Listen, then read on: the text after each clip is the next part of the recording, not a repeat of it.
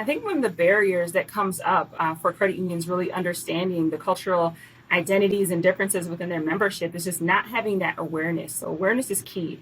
So, and once you go and you do have the awareness about different segments and members of the community that you're engaging with, take it a step further and see if you have the awareness about their cultural traditions and then how things might differ when it comes to needs for and preferences for financial services. Another thing is just having the right talent is going to be critical for credit unions to be able to do and understand this. So by including employees from different generations and income levels, abilities, gender identities, races, ethnicities, sexual orientation will allow you to have a team that can make better business decisions because they have all of those different perspectives and points of view. And then going further than that is really just trusting that talent. That is what's going to be key. It's not just enough to have different folks there. It's about really listening to their ideas and trusting their leadership and really valuing their expertise. And thinking about who's missing, who do you not have at the table, working to bring those folks in and listening to them, trusting them and empowering them, allowing them to advocate on behalf of themselves and about the communities that they represent as well.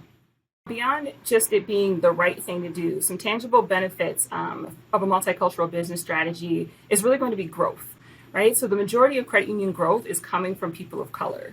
And this is why so many companies and organizations are referring to the multicultural population as the growth segment. And it also involves really understanding the cultural needs and allowing those needs to be the things that are building and helping you develop your products and services so that they match the communities that you serve. And once those solutions get used and they meet those needs, that will translate into loyalty and engagement from your membership. And, some examples of this would include, we know that multicultural consumers are more likely to be interested in small business loans. So asking yourself if you offer things like small business loans or student loans, where we see multicultural populations really looking for those products and services. If you have a large Hispanic membership and you're in a community that's predominantly Hispanic, are you offering things like quinceañera loans to be able to meet the needs of that community? If you've got a high immigrant population in your community, do you offer I-10 lending or individual taxpayer identification number lending for folks who don't have social security numbers? Think about if you have a large indigenous population within your area or community.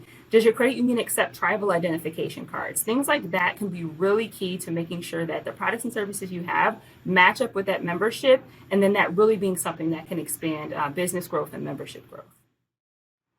So I think when we think about, when it comes to multicultural business strategy, some of these best practices and next steps that come up are really to approach this from these three vantage points. So think about credit union employees, think about credit union members, and think about the communities that are surrounding the credit unions and the people that you're serving.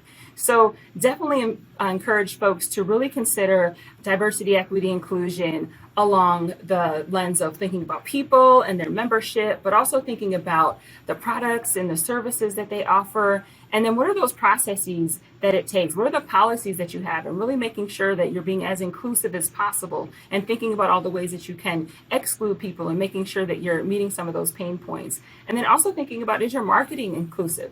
Can people really see themselves represented in your marketing materials? Do they see themselves represented when they walk in to a credit union or when they interact with your website? And then those real community partnerships. And those are partnerships within the communities, think community organizations, community centers, schools, but also partnerships within the credit union movement, connecting with folks like Inclusive and the NALCUP or AACUC, all of those different groups that have been really looking at some of these underserved populations for many, many years and are really good at connecting them with credit union services.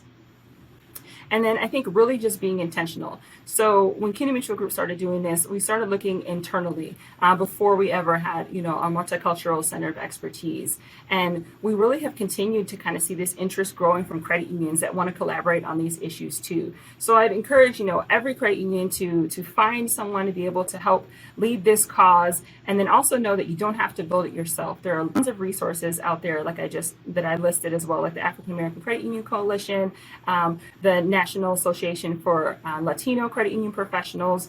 And then you can also bring in external experts to help with this as well. And our team, very happy to help talk through with any credit unions through their own journey as well.